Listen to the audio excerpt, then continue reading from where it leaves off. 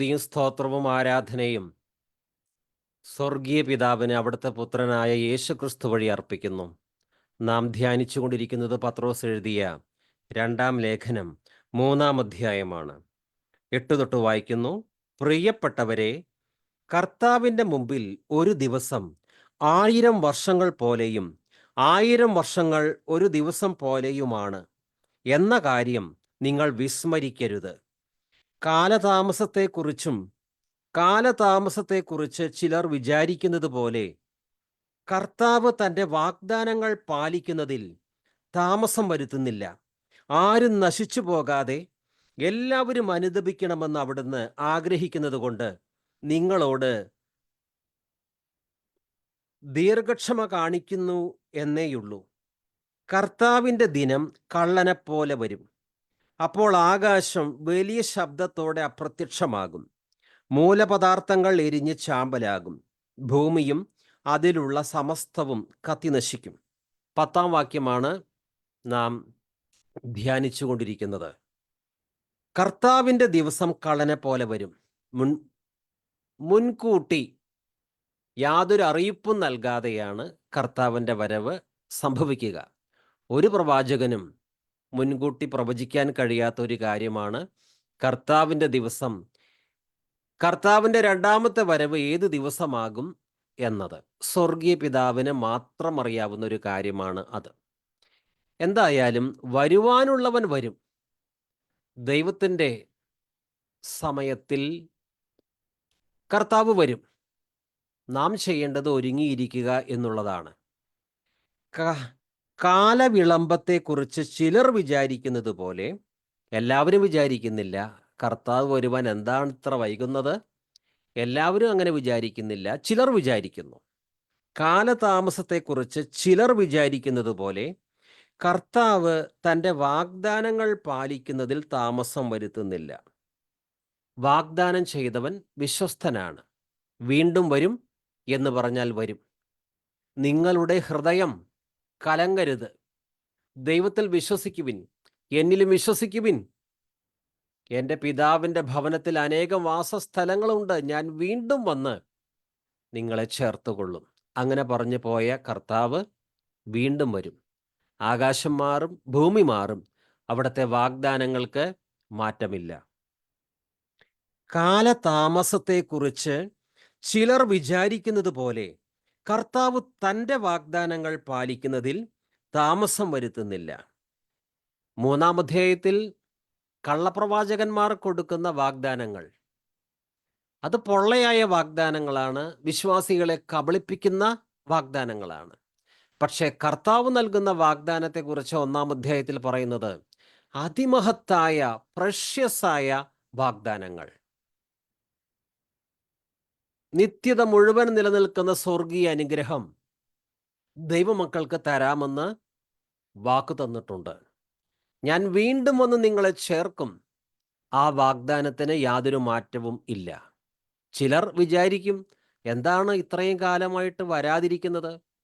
അവർ വിചാരിച്ചാലും ഇല്ലെങ്കിലും ഇക്കാര്യത്തെക്കുറിച്ച് മനുഷ്യർ ക്രിസ്തുവിൻ്റെ രണ്ടാമത്തെ വരവിനെക്കുറിച്ച് പല അഭിപ്രായങ്ങൾ മനുഷ്യർ പറഞ്ഞാലും ദൈവത്തിൻ്റെ പദ്ധതി ദൈവത്തിൻ്റെ സമയത്ത് പൂർത്തീകരിക്കും. അതിനെ തടുക്കുവാൻ ആർക്കും സാധിക്കുകയില്ല. ഒരു വാക്കുകൊണ്ട് ഇല്ലായ്മയിൽ നിന്ന് സകലത്തെയും ഉളവാക്കിയ കർത്താവ് വീണ്ടും വരുമെന്നുള്ള തൻ്റെ വാഗ്ദാനം കൃത്യസമയത്ത് പാലിക്കുക തന്നെ ചെയ്യും. നമ്മുടെ പൗരത്വമോ സ്വർഗത്തിലാണ്. അവിടെ നിന്ന് കർത്താവായ യേശു രക്ഷിതാവായി വരും. നാം കാത്തിരിക്കുന്നു. കാലതാമസത്തെക്കുറിച്ച് ചിലർ വിചാരിക്കുന്നത് പോലെ കർത്താവ് തൻ്റെ വാഗ്ദാനങ്ങൾ പാലിക്കുന്നതിൽ താമസം വരുത്തുന്നില്ല. ആരും നശിച്ചു പോകാതെ എല്ലാവരും അനുദപിക്കണമെന്ന് അവിടുന്ന് ആഗ്രഹിക്കുന്നത് കൊണ്ട് നിങ്ങളോട് ദീർഘക്ഷമ കാണിക്കുന്നുവെന്നേയുള്ളൂ. ആരും നശിക്കരുത്. ക്രിസ്തുവിൻ്റെ 2-ാമത്തെ വരവിന് ശേഷം ആർക്കും മാനസാന്തരപ്പെടാനോ ദൈവമക്കളാകാനോ ഒന്നും സാധ്യമല്ല. ക്രിസ്തുവിൻ്റെ 2-ാമത്തെ വരവിന് മുമ്പ് വേണം മാനസാന്തരം. അതുകൊണ്ട് ചിലർ കൂടി രക്ഷയിലേക്ക് വരുവാൻ ഇതാ കർത്താവ് ദീർഘക്ഷമ കാണിക്കുകയാണ്. ആ ദീർഘക്ഷമയെ പാപം ചെയ്യാനുള്ള ഒരു ലൈസൻസായി ആരും എടുക്കരുത്. ക്രിസ്തുവിൻ്റെ രണ്ടാമത്തെ വരവ് അധർമ്മികൾക്ക് അത് വലിയ ഭീകര ദിനമാണ്. കർത്താവ് ആരോടും മുന്നറിയിപ്പ് നൽകാതെ, കർത്താവ് ആർക്കും മുന്നറിയിപ്പ് നൽകാതെ വീണ്ടും വരുമ്പോൾ എപ്പോഴും കർത്താവിൻ്റെ രണ്ടാമത്തെ വരവിനായി കാത്തിരിക്കുന്ന ദൈവമക്കൾ പശുക്കിടാങ്ങളെ പോലെ തുള്ളിച്ചാടും മഹാസന്തോഷം കൊണ്ട്. കാരണം എത്രയോ കാലമായി ദൈവസഭ കാത്തിരിക്കുന്നു അവരുടെ സഭയുടെ കാന്തൻ്റെ വരവിന് വേണ്ടി. കർത്താവ് വരുമ്പോൾ ഏറ്റവും അധികം സന്തോഷിക്കുന്നത് കർത്താവിൻ്റെ രക്തത്താൽ വീണ്ടെടുക്കപ്പെട്ട ദൈവമക്കളാണ്. മറ്റുള്ളവർക്ക് മഹാപരിഭ്രാന്തിയാണ്.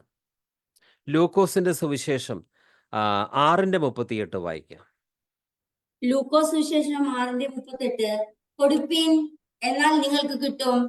അമർത്തിക്കുലുക്കി കവിയുന്ന ഒരു നല്ല അളവ് നിങ്ങളുടെ മടിയിൽ തരും. നിങ്ങൾ അളക്കുന്ന അളവിനാൽ നിങ്ങൾക്ക് അളന്നു കിട്ടും.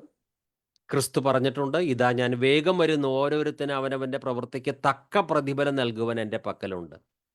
ദൈവമക്കളായ നമ്മൾ എങ്ങനെ കർത്താവിനെ സേവിച്ചോ, കർത്താവിൻ്റെ നാമത്തെ പ്രതി എത്രമാത്രം കഷ്ടം സഹിച്ചോ, അതിനെല്ലാം പ്രതിഫലം അവിടുന്ന് നൽകും. അതുപോലെ തന്നെ കർത്താവിനെ ദുഷിച്ച, അവിടുത്തെ വചനങ്ങൾക്ക് വിരോധമായി ജീവിച്ച സകല അധർമ്മികൾക്കും അവരുടെ പ്രവൃത്തികൾക്ക് തക്ക പ്രതിഫലവും ലഭിക്കും. ലൂക്കോസ് 6:38. കൊടുക്കുവിൻ, നിങ്ങൾക്കും കിട്ടും. അമർത്തിക്കുലുക്കി നിറച്ചളന്ന് അവർ നിങ്ങളുടെ മടിയിൽ ഇട്ടുതരും. നിങ്ങൾ അളക്കുന്ന അളവ് കൊണ്ട് തന്നെ നിങ്ങൾക്കും അളന്ന് കിട്ടും. ക്രിസ്തു യേശുവിൻ്റെ ന്യായാസനത്തിന് മുമ്പാകെ നിൽക്കേണ്ടി വരും.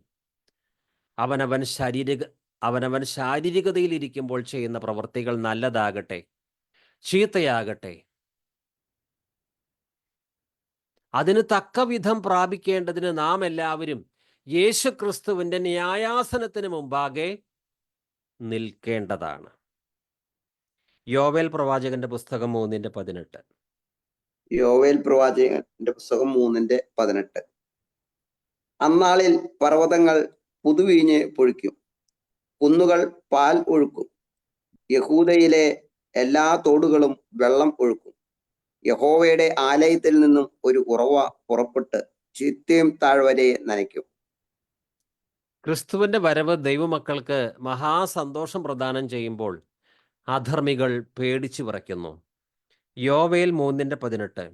അന്ന് പർവ്വതങ്ങളിൽ നിന്ന് മധുര വീഞ്ഞ് ഇറ്റുവീഴും, കുന്നുകളിൽ നിന്ന് പാലൊഴുകും, യൂദായിലെ അരുവികളിൽ ജലം നിറയും.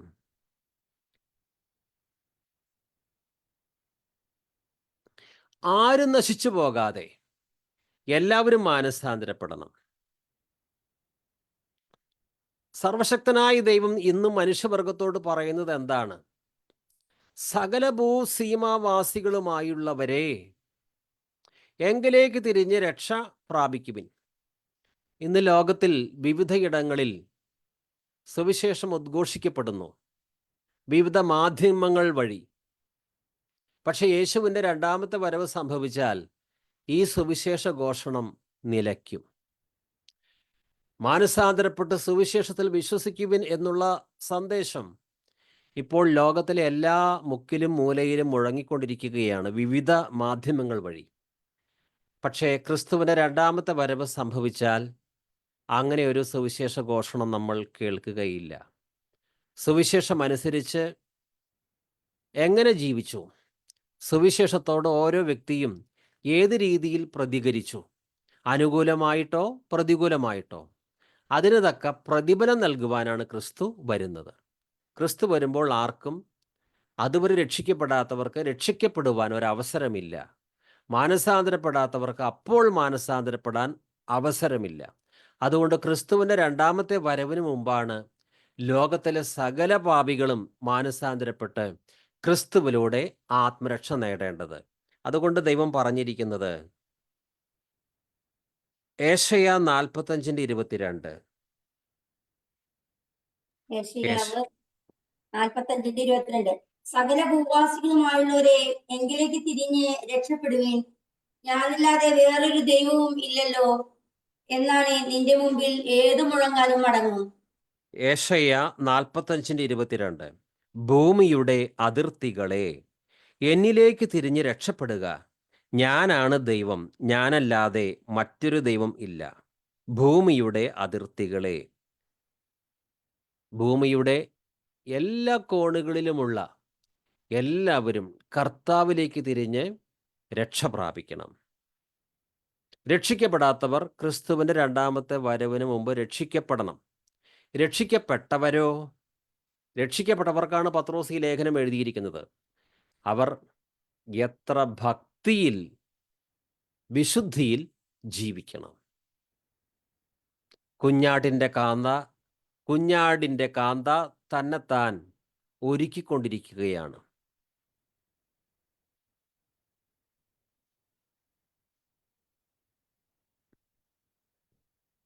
രണ്ട് പത്രോസ് 3:10 വായിക്കും. 2 പത്രോസ് 3:10. കർത്താവിന്റെ ദിവസമോ കള്ളനെ പോലെ വരും. അന്ന് ആകാശം കൊടുമുഴക്കത്തോടെ ഒഴിഞ്ഞു പോകും. മൂലപദാർത്ഥങ്ങൾ കത്തിയൊഴിയുകയും ഭൂമിയും അതിലുള്ള പണികളും വെന്തുപോകുകയും ചെയ്യും. 2 പത്രോസ് 3:10. കർത്താവിൻ്റെ ദിനം കള്ളനെപ്പോലെ വരും. അപ്പോൾ ആകാശം വലിയ ശബ്ദത്തോടെ അപ്രത്യക്ഷമാകും. മൂലപദാർത്ഥങ്ങൾ എരിഞ്ഞ് ചാമ്പലാകും. ഭൂമിയും അതിലുള്ള സമസ്തവും കത്തിനശിക്കും. The heavens will pass away with a roar. കൊടുമുഴക്കത്തോടെ ആകാശം കടന്നുപോകും. തുടർന്നുള്ള ചില വാക്യങ്ങൾ സമയലാഭത്തിന് ഞാൻ തന്നെ വായിക്കാം. പഴയ നിയമത്തിലും ഇക്കാര്യം പറഞ്ഞിട്ടുണ്ട്. The heavens will pass away with a roar. ഏശയ്യാ പ്രവാചകന്റെ പുസ്തകം 34:4. ആകാശ സൈന്യങ്ങൾ തകർന്ന് നശിക്കും. ആകാശത്തെ ചുരുൾ പോലെ തെറുക്കും. മുന്തിരിച്ചെടിയിൽ നിന്നും അത്തിമരത്തിൽ നിന്നും ഇല കൊഴിയുന്നത് പോലെ അവരുടെ സൈന്യങ്ങൾ വീണുപോകും. പത്രോസ് പറയുന്നത്,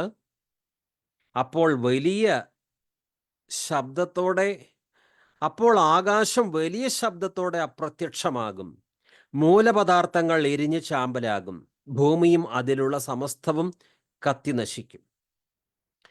നഹൂം പ്രവാചകൻ ഈ ദിവസത്തെക്കുറിച്ച് ഇങ്ങനെയാണ് രേഖപ്പെടുത്തിയിരിക്കുന്നത്.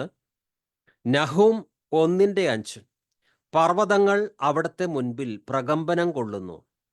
മലകൾ ഉരുകിപ്പോകുന്നു. ഭൂമിയും ലോകവും അതിലുള്ളതൊക്കെയും അവിടുത്തെ മുൻപിൽ ശൂന്യമായി തീരുന്നു. യോവേൽ പ്രവാചകൻ കർത്താവിൻ്റെ ദിവസത്തെക്കുറിച്ച് ഇങ്ങനെയാണ് രേഖപ്പെടുത്തിയിരിക്കുന്നത്. യോവേൽ 2:31. കർത്താവിൻ്റെ മഹത്തും ഭയാനകവുമായ ദിനം ആഗതമാകുന്നതിന് മുമ്പ് സൂര്യൻ അന്ധകാരമായും ചന്ദ്രൻ രക്തമായും മാറും. സങ്കീർത്തനക്കാരൻ ഇതിനെക്കുറിച്ച് ഇങ്ങനെയാണ് പറഞ്ഞിരിക്കുന്നത്. സങ്കീർത്തനങ്ങൾ 102:25 തൊട്ട്. പണ്ട് അവിടുന്ന് ഭൂമിക്ക് അടിസ്ഥാനമിട്ടു. ആകാശം അങ്ങയുടെ കരവേലയാണ്. അവ നശിച്ചു പോകും. എന്നാൽ അങ്ങ് നിലനിൽക്കും. അവയെല്ലാം, അതായത് ആകാശം, അവയെല്ലാം വസ്ത്രം പോലെ പഴകിപ്പോകും. ഉടുപ്പ് മാറുന്നത് പോലെ അങ്ങ് അവയെ മാറ്റും. അവ കടന്നു പോവുകയും ചെയ്യും. വീണ്ടും യെശയ്യാ പ്രവാചകൻ ഇക്കാര്യത്തെക്കുറിച്ച് പറഞ്ഞിരിക്കുന്നത് യെശയ്യാ 51:6. നിങ്ങൾ മുകളിൽ ആകാശത്തേക്കും താഴെ ഭൂമിയിലേക്കും നോക്കുവിൻ. ആകാശം പുക പോലെ അപ്രത്യക്ഷമാകും. ഭൂമി വസ്ത്രം പോലെ പഴകും. അതിലെ നിവാസികൾ കൊതുകുപോലെ ചത്തുപോകും. എന്നാൽ ഞാൻ നൽകുന്ന രക്ഷ നിത്യമാണ്, മോചനം അനന്തവും. ഭൂമിയും അതിലെ സമസ്ത വസ്തുക്കളും അഗ്നിക്കായി ചുട്ടഴിക്കപ്പെടുവാൻ കാത്തു സൂക്ഷിക്കപ്പെടുന്നു. ഇതാണ് പത്രോസ് പറഞ്ഞിരിക്കുന്നത് വിശ്വാസികളോട്. പക്ഷേ ഈ വാർത്ത കേട്ടിട്ട് വിശ്വാസികൾക്ക് ഭയപ്പെടേണ്ട കാര്യമില്ല. അവർ നിത്യജീവൻ പ്രാപിച്ചവരാണ് ക്രിസ്തു വഴി. എന്നിൽ വിശ്വസിക്കുന്നവൻ മരിച്ചാലും ജീവിക്കും. ഞാൻ തന്നെയാണ് പുനരുത്ഥാനവും ജീവനും. ദൈവമക്കൾക്ക് വലിയ പ്രത്യാശയാണ് ക്രിസ്തുവിൻ്റെ രണ്ടാമത്തെ വരവ്. എന്നാലോ ക്രിസ്തുവിൻ്റെ രണ്ടാമത്തെ വരവ് നടക്കുകയില്ല എന്ന് പറഞ്ഞ് പരിഹസിച്ചവർ, ക്രിസ്തുവിനെ വിശ്വസിക്കാത്തവർ, അവിടുത്തെ വചനത്തെയും രക്ഷയെയും തള്ളിയവർ, അവരുടെ അവസ്ഥ എത്ര ഭീകരമായിരിക്കും.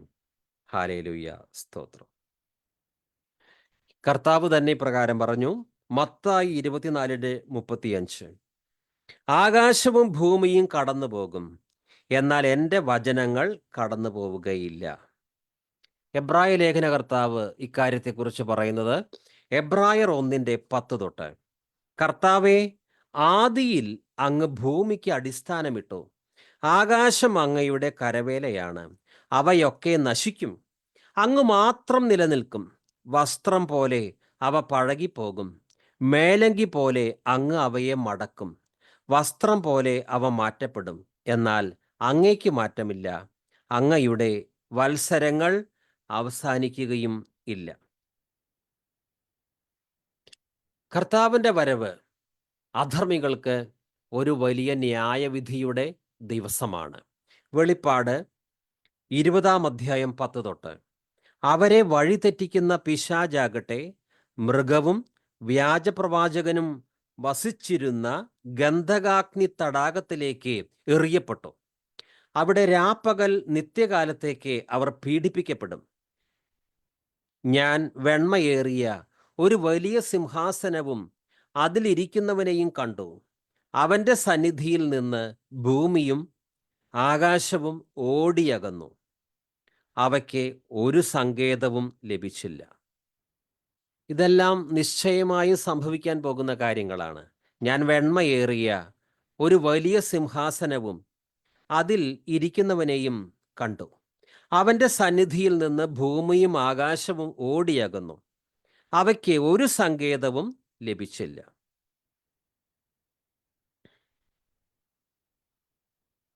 വെളിപ്പാട് പുസ്തകം 21:1, ഒരു പുതിയ ആകാശവും പുതിയ ഭൂമിയും ഞാൻ കണ്ടു, ആദ്യത്തെ ആകാശവും ആദ്യത്തെ ഭൂമിയും കടന്നുപോയി, കടലും അപ്രത്യക്ഷമായി.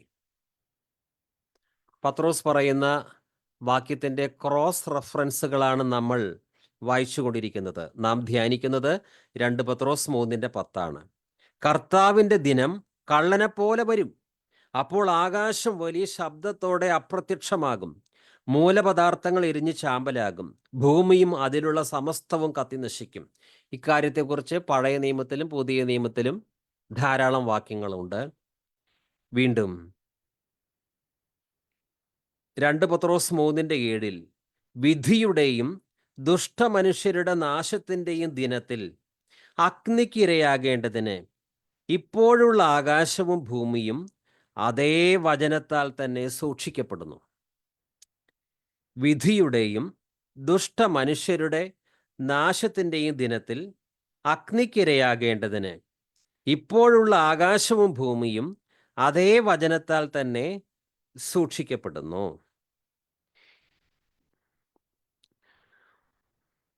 2 പത്രോസ് 3-ാം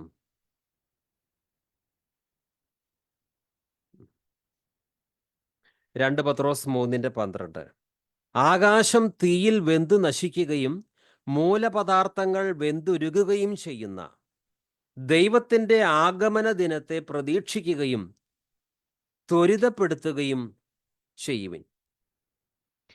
വീണ്ടും ജോയ് ബ്രദർ വായിക്കാം. 2 പത്രോസ് 3:10. 2 പത്രോസ് 3:10, കർത്താവിന്റെ ദിവസമോ കള്ളനെ പോലെ വരും, അന്ന് ആകാശം കൊടും മുഴക്കത്തോടെ ഒഴിഞ്ഞു പോകും, മൂലപദാർത്ഥങ്ങൾ കത്തിയൊഴിയുകയും ഭൂമിയും അതിലുള്ള പണികളും വെന്തുപോകുകയും ചെയ്യും. 2 പത്രോസ് 3:10, കർത്താവിൻ്റെ ദിവസം കള്ളനെപ്പോലെ വരും, അപ്പോൾ ആകാശം വലിയ ശബ്ദത്തോടെ അപ്രത്യക്ഷമാകും, മൂലപദാർത്ഥങ്ങൾ എരിഞ്ഞ് ചാമ്പലാകും, ഭൂമിയും അതിലുള്ള സമസ്തവും കത്തി നശിക്കും. And the elements will be destroyed with the intense heat. Atom. Elements will be destroyed with intense heat. Elements എന്ന് പറഞ്ഞാൽ ഈ പ്രപഞ്ചത്തെ ഉണ്ടാക്കിയിരിക്കുന്ന മൂലപദാർത്ഥം. എലമെന്റ്സിന് പറയുന്ന അർത്ഥം ഇതാണ് ഇവിടെ. It meant the elemental substances that constitutes matter, the basic elements that make up chemical composure of universe. ഈ പ്രപഞ്ചത്തെ തന്നെ ഉണ്ടാക്കിയിരിക്കുന്ന പദാർത്ഥത്തിൻ്റെ ഏറ്റവും അടിസ്ഥാന കണിക, അത് കത്തി നശിക്കും. ഒരു കണിക പോലും ശേഷിക്കാതെ ഭൂമിയും അതിലുള്ള സമസ്ത പണികളും ദൈവക്രോധാഗ്നിയിൽ കത്തി നശിക്കും. ചില വാക്യങ്ങൾ വായിക്കുന്നു. ആമോസ് 9:5. സൈന്യങ്ങളുടെ ദൈവമായ കർത്താവ് ഈ ഭൂമിയെ സ്പർശിക്കുമ്പോൾ അത് ഉരുകിപ്പോകുന്നു, അതിലെ നിവാസികൾ ആർത്തരായി കേഴുന്നു. ഇത് രക്ഷിക്കപ്പെട്ടവരെ കുറിച്ചല്ല, കർത്താവിനെ നിഷേധിച്ചവരുടെ അവസ്ഥയാണ്. അത് മുഴുവൻ നൈൽ പോലെ, അത് ഈജിപ്തിലെ നൈൽ പോലെ പതഞ്ഞു പൊങ്ങുകയും താഴുകയും ചെയ്യും. ആമോസ് 9:5. സൈന്യങ്ങളുടെ ദൈവമായ കർത്താവ് ഈ ഭൂമിയെ സ്പർശിക്കുമ്പോൾ അത് ഉരുകിപ്പോകുന്നു, അത് അതിലെ നിവാസികൾ ആർത്തരായി കേഴുന്നു. അത് മുഴുവൻ നൈൽ പോലെ, അതെ ഈജിപ്തിലെ നൈൽ പോലെ പതഞ്ഞു പൊങ്ങുകയും താഴുകയും ചെയ്യുന്നു. മീഖ 1:4. അഗ്നിയുടെ മുൻപിൽ മെഴുകുപോലെയും കിഴുക്കാം തൂക്കിലൂടെ പ്രവഹിക്കുന്ന ജലം പോലെയും അവിടുത്തെ കാൽച്ചുവട്ടിൽ പർവ്വതങ്ങൾ ഉരുകും, താഴ്വരകൾ പിളരും. ഇക്കാര്യത്തെക്കുറിച്ച് യെശയ്യാ 24:19. ഭൂമി നിശേഷം തകർക്കപ്പെട്ടിരിക്കുന്നു, അത് ഛിന്ന ഭിന്നമായി, അത് പ്രകമ്പനം കൊള്ളുന്നു. സങ്കീർത്തനങ്ങൾ 97:5. കർത്താവിൻ്റെ മുമ്പിൽ, ഭൂമി മുഴുവൻ്റെയും അധിപനായ കർത്താവിൻ്റെ മുമ്പിൽ പർവ്വതങ്ങൾ മെഴുകുപോലെ ഉരുകുന്നു. യോവേൽ 1:15. കർത്താവിൻ്റെ ദിനം സമീപിച്ചിരിക്കുന്നു, ആ ദിനം, ഹാ കഷ്ടം, സർവശക്തനിൽ നിന്നുള്ള സംഹാരമായി അത് വരുന്നു. പത്രോസ് പറയുന്നത് 2 പത്രോസ് 3:10 വീണ്ടും വായിക്കാം. 2 പത്രോസ് 3:10. കർത്താവിന്റെ ദിവസമോ കള്ളനെ പോലെ വരും, അന്ന് ആകാശം കൊടും മുഴക്കത്തോടെയും ഒഴിഞ്ഞു പോകും, മൂലപദാർത്ഥങ്ങൾ കത്തിയൊഴിയും, ഭൂമിയും അതിലുള്ള പണികളും വെന്തു പോകുകയും ചെയ്യും. നാം ധ്യാനിക്കുന്ന വാക്യം വീണ്ടും വായിക്കുന്നു. 2 പത്രോസ് 3:10. കർത്താവിൻ്റെ ദിവസം കള്ളനെപ്പോലെ വരും, അപ്പോൾ ആകാശം വലിയ ശബ്ദത്തോടെ അപ്രത്യക്ഷമാകും, മൂലപദാർത്ഥങ്ങൾ എരിഞ്ഞ് ചാമ്പലാകും, ഭൂമിയും അതിലുള്ള സമസ്തവും കത്തി നശിക്കും. ചില ശാസ്ത്രജ്ഞന്മാരും പറയുന്നത് ഭൂമി അധികകാലം ഇനി നിലനിൽക്കാൻ പോകുന്നില്ല. സൂര്യൻ്റെ ചൂട് ക്രമാതീതമായി വർദ്ധിക്കാൻ പോവുകയാണ്. അപ്പോൾ ഭൂമി ചൂടുപിടിക്കും, ഇവിടെ ഭൂമിയിൽ ജീവന്റെ കണിക പോലും പിന്നെ ശേഷിക്കില്ല. അത് ശാസ്ത്രം പറയുന്നതാണ്. പക്ഷേ ഇവിടെ കർത്താവിൻ്റെ വചനം പറയുന്നത് കർത്താവിൻ്റെ ദിനം കള്ളനെപ്പോലെ വരും, അപ്പോൾ ആകാശം വലിയ ശബ്ദത്തോടെ അപ്രത്യക്ഷമാകും, മൂലപദാർത്ഥങ്ങൾ എരിഞ്ഞ് ചാമ്പലാകും, ഭൂമിയും അതിലുള്ള സമസ്തവും കത്തി നശിക്കും. And the earth and its works will be burned up. ഇത് സാധാരണ തീയല്ല, ദൈവക്രോധാഗ്നിയാണ്. ഇനി ചില വാക്യങ്ങൾ ഞാൻ തന്നെ വായിക്കുകയാണ്. മത്തായി എഴുതിയ സുവിശേഷം 13:40. കളകൾ ശേഖരിച്ച് അഗ്നിക്കിരയാക്കുന്നത് എങ്ങനെയോ അങ്ങനെ തന്നെ യുഗാന്തത്തിലും സംഭവിക്കും. ഭൂമിയും അതിലുള്ള സമസ്ത വസ്തുക്കളും കത്തിച്ചാമ്പലാകും. അതിനെക്കുറിച്ച് പല വാക്യങ്ങൾ ബൈബിളിലുണ്ട്. കർത്താവ് തന്നെ പറഞ്ഞു, കളകൾ ശേഖരിച്ച് അഗ്നിക്കിരയാക്കുന്നത് എങ്ങനെയോ അങ്ങനെ തന്നെ യുഗാന്തത്തിലും സംഭവിക്കും. ലൂക്കോസ് 3:17. വീശുമുറം അവൻ്റെ കയ്യിലുണ്ട്, അവൻ കളം വെടിപ്പാക്കി ഗോതമ്പ് അറപ്പുരയിൽ ശേഖരിക്കുകയും പതിര് കെടാത്ത തീയിൽ ദഹിപ്പിക്കുകയും ചെയ്യും. ഇപ്പോൾ കാണുന്ന ലോകരാജ്യങ്ങളെല്ലാം ഇളകിക്കൊണ്ടിരിക്കുകയാണ്. ഇനി ഇളകാത്തൊരു രാജ്യം കർത്താവ് സ്ഥാപിക്കും.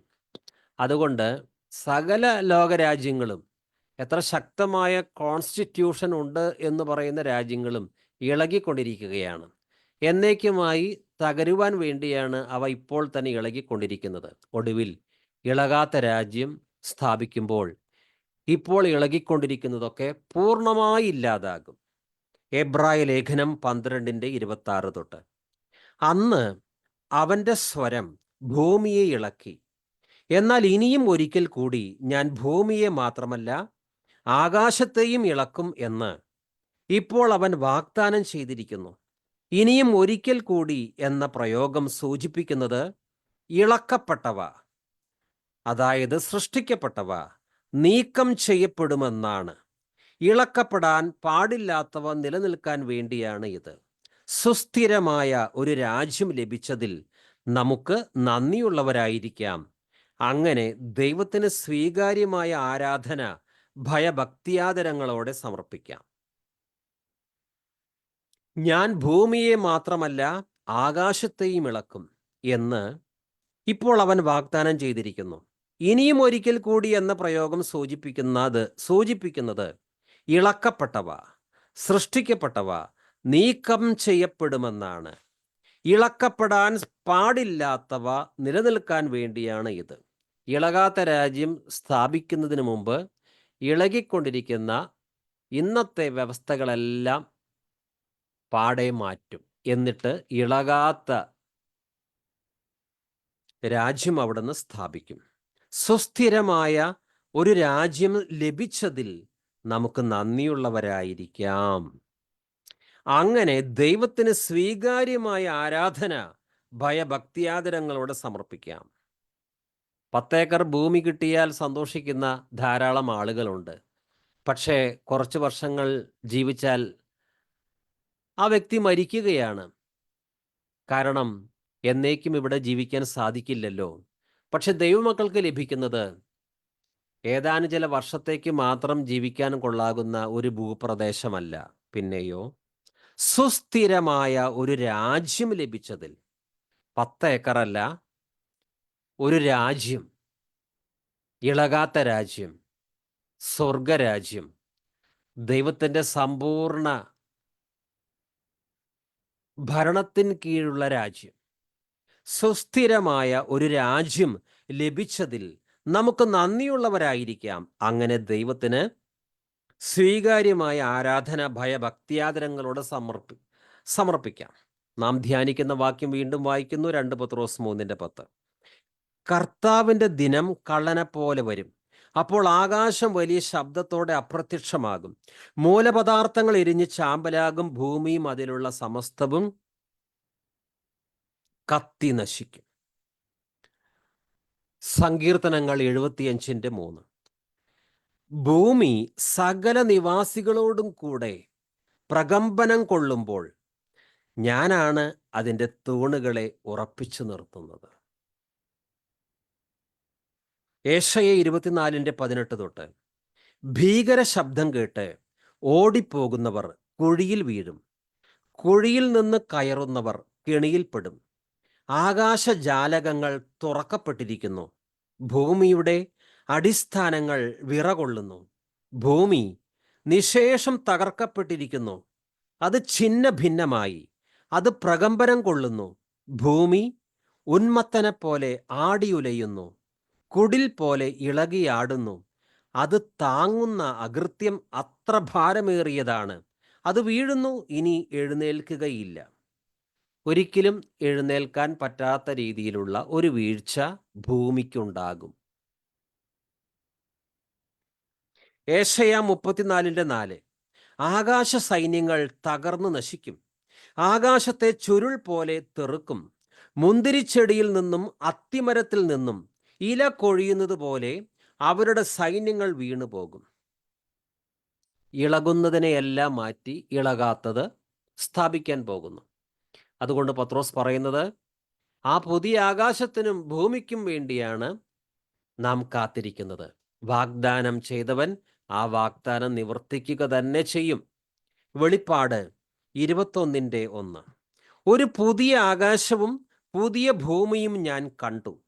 ആദ്യത്തെ ആകാശവും ആദ്യത്തെ ഭൂമിയും കടന്നുപോയി, കടലും അപ്രത്യക്ഷമായി. ഇപ്പോൾ നാം കാണുന്ന ആകാശം, ഭൂമി, ഇത് ഒരിക്കൽ എന്നേക്കുമായി അപ്രത്യക്ഷമാകും. എന്നിട്ട് ഒരു പുതിയ ആകാശവും പുതിയ ഭൂമിയും ഞാൻ കണ്ടു. യോഹന്നാൻ കണ്ടു, വെളിപ്പാടിൽ കണ്ടു. ആദ്യത്തെ ആകാശവും ഭൂമിയും കടന്നുപോയി.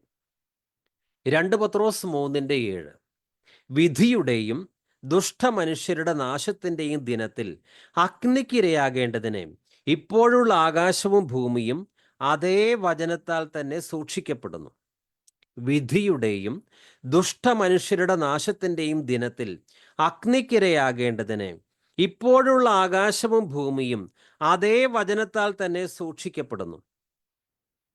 ഏശയ്യ 51:6. നിങ്ങൾ മുകളിൽ ആകാശത്തേക്കും താഴെ ഭൂമിയിലേക്കും നോക്കുവിൻ. ആകാശം പുക പോലെ അപ്രത്യക്ഷമാകും, ഭൂമി വസ്ത്രം പോലെ പഴകും, അതിലെ നിവാസികൾ കൊതുക് പോലെ ചത്തുപോകും.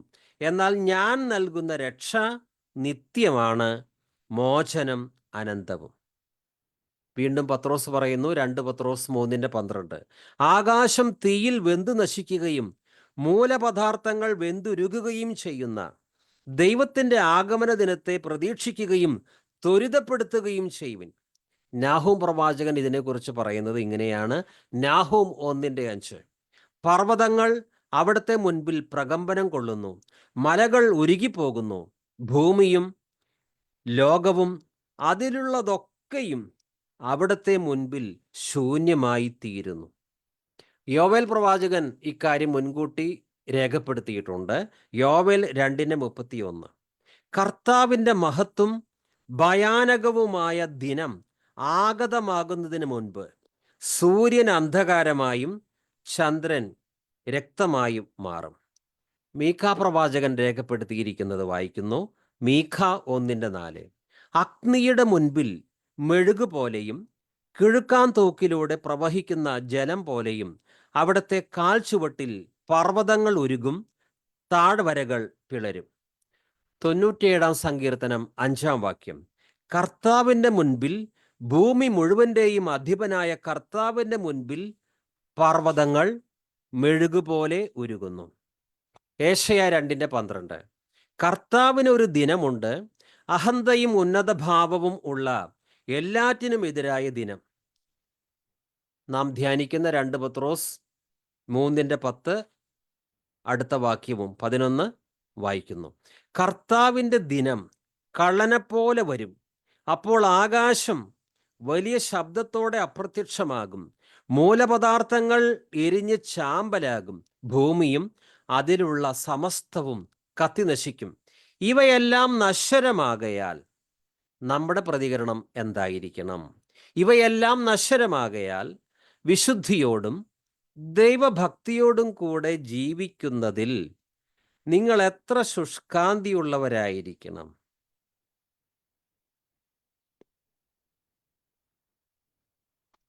ഇന്ന് അല്പസമയം നേരത്തെ നിർത്തുകയാണ്. ജോയ് ബ്രദർ പ്രാർത്ഥിച്ച് സെബാസ്റ്റ്യൻ ബ്രദർ ആശീർവാദം പറയും. ഹല്ലേലൂയ, സ്തോത്രം. സ്നേഹവാനായ സ്വർഗീയ പിതാവേ, കർത്താവേ, ഓരോ ദിവസവും കേൾപ്പിക്കുന്ന വചനങ്ങൾക്കായി സ്തോത്രം. ദൈവമേ, ഞങ്ങൾക്ക് കർത്താവേ, ഞങ്ങളെ തന്നെ കാണുവാനായിട്ട് കർത്താവേ, കർത്താവിന്റെ വരവ് ഒരു ദിവസമുണ്ട്. അതിനായി ഞങ്ങളെ തന്നെ ഒരുക്കുവാനായിട്ട് കർത്താവേ, എല്ലാവരെയും അവിടുന്ന് സഹായിക്കണമേ. വചനം പറഞ്ഞു ഞങ്ങളുടെ സഹോദരനെയും കൂടുതലായിട്ട് അവിടുന്ന് ആത്മാവിനാൽ അഭിഷേകം ചെയ്യണമേ. കർത്താവേ, ഞങ്ങളെല്ലാവരും ഈ കേൾക്കുന്ന വചനങ്ങളൊക്കെ ഞങ്ങളുടെ ജീവിതത്തിൽ പ്രായോഗികമാക്കുവാൻ തക്കവണ്ണം അവിടുന്ന് സഹായിക്കണമേ. യേശുവിന്റെ നാമത്തിൽ തന്നെ ആമേൻ. ആമേൻ. പിതാവായ ദൈവത്തിന്റെ സ്നേഹവും പുത്രനായ യേശു കർത്താവിന്റെ കൃപയും പരിശുദ്ധാത്മാവിന്റെ കൂട്ടായ്മയും സകല വിശുദ്ധരോടും കൂടി ഇരിക്കുമാറാകട്ടെ. നമ്മുടെ കർത്താവായ യേശു ക്രിസ്തു മുഖാന്തരം നമുക്ക് ജയം തന്ന ദൈവത്തിന് മഹത്വം. Hallelujah, hallelujah, hallelujah, hallelujah. Hallelujah. Hallelujah. കർത്താവേ വരണമേ. കർത്താവേ വരുമാറാകണം. കർത്താവ് എല്ലാവരെയും കൃപയാൽ നിറയ്ക്കുമാറാകട്ടെ. ദൈവത്തിന് സ്തോത്രം.